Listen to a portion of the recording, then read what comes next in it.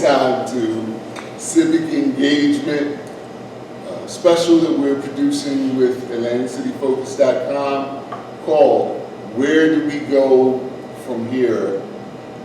Community or Chaos? That was the question that Dr. King asked.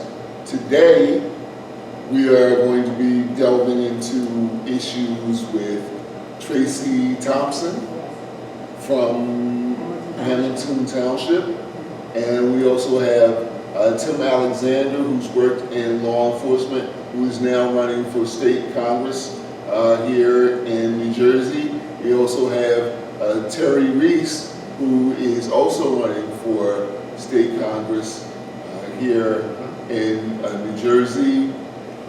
On my right-hand side, probably your left, depending on how you're watching, we have my colleagues who I've introduced before. We have Nathan Davis III. We have Alice Carcilli, I always have a problem with that name, and Vanessa Maria Graber. So I'm going to kick the ball rolling, and then I'm going to move out the way and let my very qualified panelists do what it is they do. So Tracy, you're first up. The question I want to ask you is, you are a Hamilton Township Committee member. Do I have that right? Hamilton Township Committee woman. Woman, okay. So for those of us who are just radio station DJs, I need you to explain what it is a Hamilton Township Committee woman does, but I need you to do it in a way that a radio station DJ can understand, please. Okay, so basically it's 5 committee members, and we control the whole township. But in my township, there are several towns within the township, so it's not just one town. It's East Landon, we have the Key City, Raymond, Royal, Cologne. So it's a variety of towns that we oversee. And what we do is there are ordinance, which is basically like a law that we develop to make things better for the township. We run everything from the budget to, making sure that there's jobs, we basically, solve problems, and we also have to be hands-on in the community, and we have to listen to our constituents, and we need to be more involved with things that's going on with the youth in the school system. Okay, well, thank you for coming out today and making yourself available to answer some serious questions. If this works out right, that'll be the easiest question for today. Oh, I just want a quick follow-up. A lot of people don't know that there are 2 forms of government. Here in Atlantic City, the constituents or the community elects their mayor through an election. And that's not necessarily the same process that you follow in Hamilton Township, correct? No, correct. Okay, so how is the mayor elected in Hamilton Township? So Hamilton Township. the committee members, which are 5, and there's election, cycle election every 2 years. Every year we elect a new mayor and deputy mayor.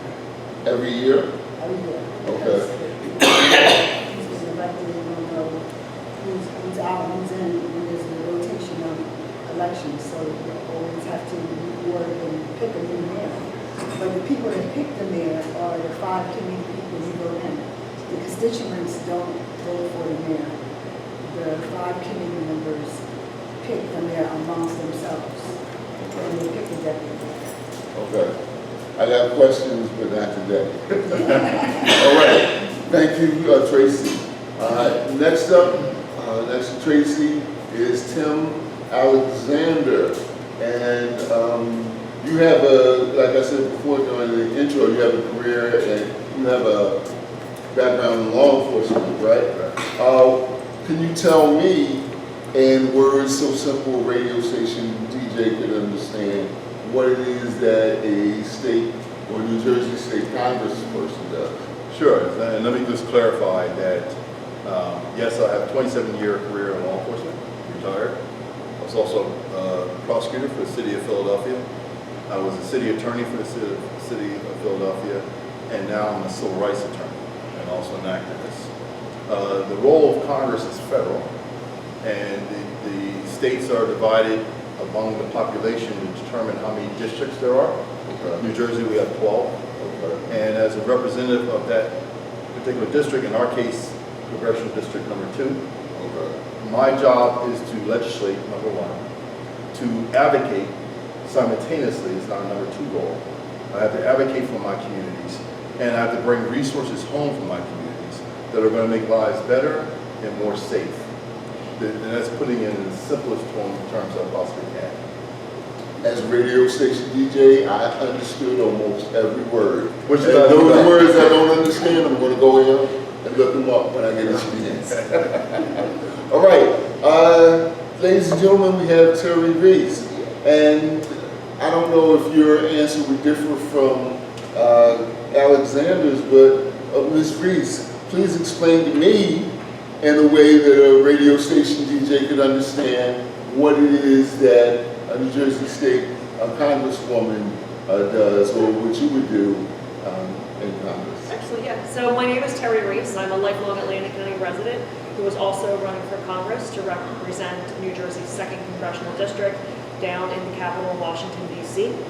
And to add on to what Tim had said about what our duties are, we're also responsible for creating the budgets, or helping vote for and approve the budgets, and looking at them line by line to make sure that they're aligning with our constituents. So one of the big things that we do is we take the tax money and we bring it back into our district in order to make the people in our district's lives better and to improve things around here. And then locally what we do is that we have constituent services. So at an office, which really should be very much more centralized than the one that exists now, we provide constituent services to help people if they have issues with Social Security, unemployment, other types of federal agencies where we can help and get them the help that they need. All right. Well, I wanted to thank my guests who are assembled here. We also have some people in the studio audience, and we want to thank them as well. Right now, I'm going to leave it up to the people, the journalists and community members I invite here to start their line of questioning. Go on, rush at once. So, I'm a little curious about the committee system. Okay. So, what power does the mayor actually have then in Hamilton Township if you guys select them? Like, did they actually have oversight of the budget? So the way it's set up is like we all will vote on a resolution or ordinance. So we all have the same voting power. He initially can appoint people for committees. You know, he can assign, like I'm on the Public Works Committee. I'm also a part of Public Safety Committee. So he appoints the committees that other committee members will be overseeing. So that's power that he does have. You know, his power, you know, he's the mayor, so he gets that title, that privilege of being the mayor. He also can, let's see, it's not too much where it's like, because everything still has to go through the committee, so to speak, but he definitely has to lead a lot of the committees, so to speak. You know what I mean? That's pretty much. This question is for the 2 congressional counties. In the last 6 months, we've seen a major escalation in ICE activity here in Atlantic City and throughout South Jersey. Our immigrant community has largely gone underground. A lot of businesses have seen a dramatic loss in revenues. Churches, schools have seen a decline in attendance, and we're seeing our neighbors being kidnapped unlawfully by ICE agents across the state. In many cases, they are operating without due process. They are racially profiling people based on how they look, and they are detaining people without cause, including U.S. citizens and people who are Puerto Rican. Tell me, if you were elected as Congress member, what would you do to support immigrant communities, and what are the type of policies you support in order to end some of these unlawful practices being implemented by immigration law enforcement agencies? Sure, I'll go first. So, there's a couple things you have to understand first before I answer the question. Yes, I have a 27-year law enforcement background, which gives me insight and understanding of what law enforcement is. The ICE agents are not law enforcement. I can't say that with enough emphasis. They are not operating within the bounds of their actual powers. They're exceeding that with a blessing of what's called damaged president. So when you recognize the fact that to be a police officer in the state of New Jersey today, you have to have a background check, you have to have a mental health screening, you have to have a physical, then you have to go through 28 weeks of training, and then after graduating from training, you have to have 6 to 8 weeks with a field training officer, a senior officer, to show you the actual mechanics and apply your training to. If you don't do well in those 6 to 8 weeks, you have to do it again. ICE agents have 42 days of training before they're handed a badge and a gun and let loose on our streets. Doing the math, clearly they're not law enforcement. More so, many of these people have received pardons for their participation in January 6th, the riot. So not only are they not law enforcement, they have a criminal mindset because they weren't exonerated, they were just pardoned. So you're releasing literally gang members and these distorted patriots, if we would be polite, onto the streets that resulted in American citizens constitutional violations, murder, false detainment, and the list goes on and on. Understanding that, my absolute commitment, I'm on the record of saying, the day I am sworn in, and the day we have a new Speaker of the House, I'm going to beg him or her to please form an ad hoc committee. It's also called a select committee. And it's going to have a dual purpose, and we'll talk about the one you're interested in substance. The first is to investigate the Trump administration for their grift.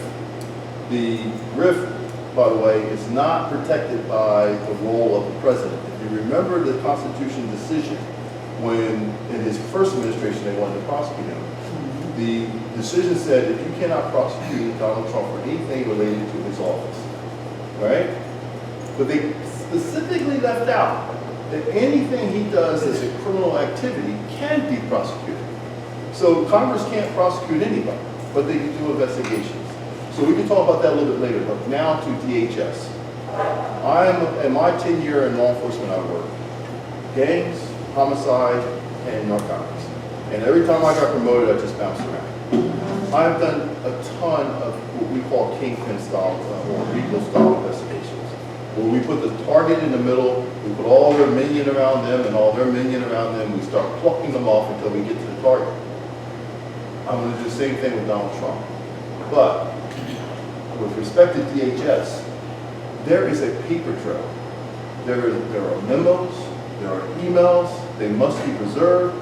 They're going to expose the criminality of this organization all the way to the top. So whether they're there, or they're gone, or they're fired, or they resign, it won't matter. We're going to go after them. Understand what I said earlier. Congress is not a prosecutorial agency. But we have the power of hearings, we have the power of subpoena, we have the power of developing transcripts, so that when we get a new president in 2028, and they're sworn in 2029, and that person appoints the new attorney general, we can hand them a box of all that information, sorted and organized, ready to go, because I'm a former prosecutor and I know what it should look like. And the only caveat I would ask them is do not seek federal indictments. Go for state indictments. Because we don't know what pardons are floating around out there. There's the old saying that I've got my protection because I have my pardon in my safe whenever they call me in. That's not going to apply on the state prosecution claim. People are going to go to jail for what they've done. 2, we must dismantle ICE. And here's what I mean by that. When I was in my law enforcement career, especially when I was a young narcotics officer, I did a lot of joint cases with customs. Customs is not what you see today. We did some serious cases that had nothing to do with immigration. And they had great results. In fact, we were all on the same task force at one point. We can bring them back to that. But what you see with this ICE, that cannot exist anymore. It is tainted, it's corrupt, it is beyond repair. That must go. And by the way, ICE, DHS has a bigger budget than the United States Marine Corps. That must go away. We cut it down to where they were, to what the actual needs are for protecting our borders and to protect the imports of things coming into our country. When I was telling you about those investigations, it was about weapons coming into our country. In my case, on the Canadian border. So the bottom line is, what we see is not our reality. So that ICE goes, the budget goes, and we bring back regular customs, and we put some, by the way, they're trained properly. They go to Glencoe, Georgia, and they go through the training. And now we restore, and then because he created this wound in our country, before we move on, we must tend to the wounds. And he has ripped us apart. We tend to the wounds by getting these indictments and getting convictions. And now all those responsible go to jail or are held responsible. So that's my plan. Thank you. Same question for you? Yeah, excellent. So my plan differs, I agree with Tim, but my plan differs a little bit. Mine goes more along the social aspect of it and the social needs of it. I too believe that ICE as it stands today needs to be defunded because our immigration system should be based on compassion, dignity, and a path to citizenship, and not arresting people because of the color of their skin, the language that they speak, the fact that they have tattoos, or any other kinds of identifying features that people are using to profile people who are hard workers and the backbone of our communities. With $170 billion over 5 years of the One Big Beautiful Bill decided to allocate to militarize our immigration system, that money could be better well served going into our communities to help immigrants come into our country. And yes, there should be vetting because we want to keep our communities safe. We want to make sure that there aren't people who are legitimately adjudicated criminals coming in. That being said, that's not really what we're seeing. But one of the biggest things we need to do is we need to address our role over the last 100 years in the causes of this migration. You know, what is it that we did to destabilize these countries' economies, their forms of government, that have caused their own countries to implode on one another so that they're not able to provide their citizens a stable life that they go to look for. And our country has always been, you know, the beacon of hope, where people can come and they can leave a country that wasn't offering them the opportunities that they needed to move forward, and that they could come here and achieve the American dream. And right now, it's being torn apart to where it should only be given to people who are white, and that is wrong. We need to reclaim that heritage that we have of being, you know, welcoming your poor, your tired, your hungry, giving them a path to citizenship, and allowing them to contribute as much as they do to our country. Because right now, immigrants contribute far more in terms of tax dollars than what they're able to utilize or access when it comes to the services that they're paying for.